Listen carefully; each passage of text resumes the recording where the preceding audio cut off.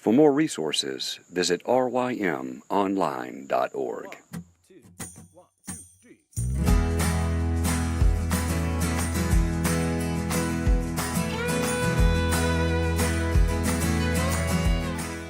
The Local Youth Worker is a daily podcast that's centered on 5 questions each week. Ranging from the practical to the professional, we're looking for answers to the questions you're asking. Whether you're in full-time, part-time, or even volunteer youth ministry, this podcast is for you.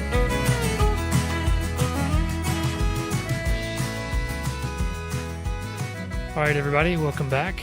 We are talking to Katie Van Eperen all this week, who is up in Wisconsin, Dowsman. To look back on that just to be sure.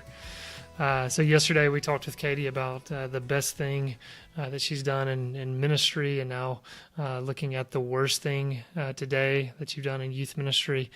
And Katie, this isn't to mock you, to make fun of you, to laugh at your downfall, as we remind everyone who comes on the show, but obviously what the Lord has taught you through it and some of the wisdom you've gleaned from it. So with that being said, what's the worst thing you've done in youth ministry? Oh boy. And for the record, it's totally okay if you laugh at me. I'm not going to be offended. The worst thing that I can think of was a trip that we took. Would have been last summer. It was a trip I took with my high schoolers. It was a mission trip. We had one lined up and it fell through. So last minute I was scrambling to try to find something that was within our price range and was the same dates that we had originally planned, because kids had obviously started to take off of work and block that out. So the trip that we ended up going on was, and obviously I'm not going to share the organization's name because I don't want to slander them. And from what I understand, the organization is a very reputable organization, but the specific trip that we went on was not. Oh man, I just don't even know how to finish that sentence.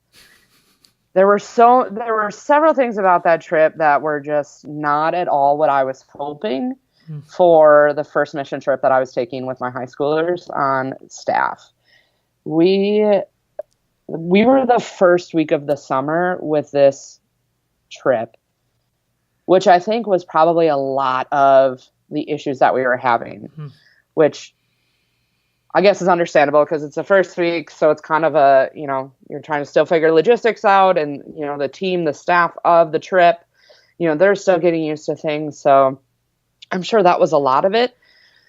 But it was super disorganized, which was really frustrating. We would show up on a job site and they'd be like, "Oh, we didn't know you were coming." Or, "Oh, we didn't think you were going to be here until this time." So we're all standing there looking at each other like, okay, what are we supposed to do now? Some of the evening programs, they were giving some mixed messages. Without going into too many details, there were some topics that were brought up, things like race and homosexuality or transgender, or things that are definitely sensitive topics and things that need to be addressed, for sure, but they were just not handled in a way that I would have liked. Some of what was said now in the organization's defense, one of the speakers came out and said something to the effect that we should support someone's choice to be transgender at a Christian mission trip, and I didn't really know what to do with that. And but again, what age group did you have again? These are high schoolers. Okay, yeah. These are high schoolers. And again, this was an outside speaker, so that's not something that the organization necessarily had control over, but when you're coming to a Christian mission trip and giving a talk, I don't know. I feel like you should at least make sure what you're talking about is biblical. But maybe that's too much to ask. Yeah, I don't know. You would think so. And maybe I just misunderstood him, or I somehow misconstrued what his message was. But there were just several things like that throughout the week that were just not what I was hoping for. It did provide some really great opportunity for discussion with my kids, because our kids kind of live in like this bubble out here. Dustman is kind of out in the country. It's a predominantly white middle class area, so they don't always see what the real world really is like. So it's great that they wanted to talk about some of those things. That's awesome.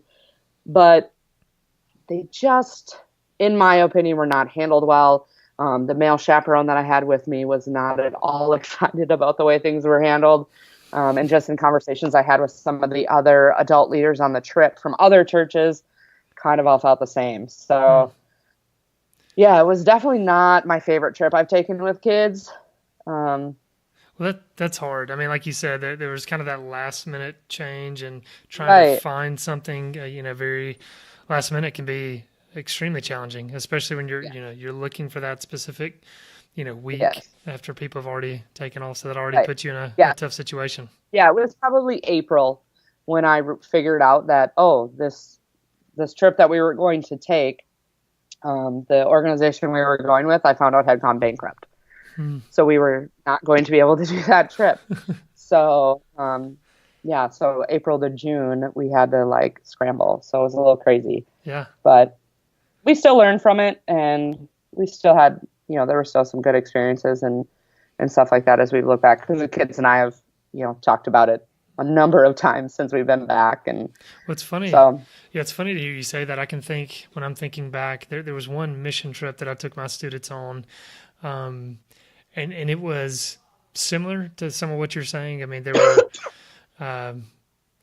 some of the interactions that we had with the people who are in charge, some of the lack of structure, some of we were told one thing, and then when we get there, we're doing something completely different. And so it was a very tough and challenging trip. But what's funny is, through the years, that's been one of the trips that the students talk about more often than others, because it was kind of a tough time, a challenging time in some ways, but the Lord used it, in a great way. And it was, it was kind of a bonding time for sure. So it's neat how the Lord can still use that.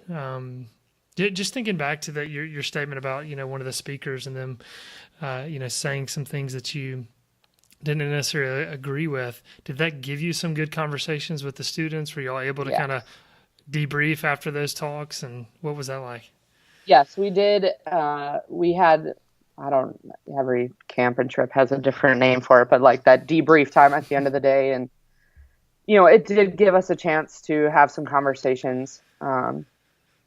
The group that was with me, there was a couple of kids in there that have some friends who partake in that lifestyle.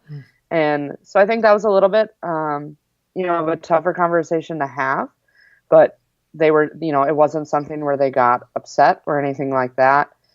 I just kind of addressed it from the, we love them and we treat them with respect, and, don't treat them any differently than you would anybody else. However, this is what Scripture says about that lifestyle. They, are involved in sin just like we are. It's just their sin looks different than ours might. So it definitely gave us some opportunity for some discussion, albeit a bit awkward at times, but it was good. Yeah I'm sure, as you're talking about a trip that was challenging to say the least, there are people out there listening who are nodding and saying, yep, we've kind of all had those trips. Been there, done that. All right. Well, thanks for sharing that. I'm glad you survived that trip too. For sure.